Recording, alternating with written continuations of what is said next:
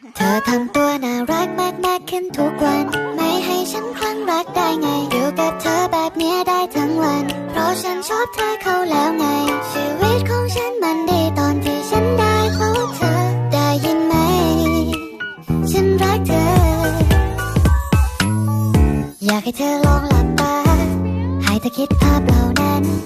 วันที่เราได้รักกันวันที่เราได้ใกล้กันเหมือนในภาพที่ฉันเคยฝันนี่คงไม่ใช่เรื่องจริงใช่ไหมที่เธอมาทำให้ใจของฉันละลายแค่อยากจะบอกให้เธอได้รับรู้ฉันนั้น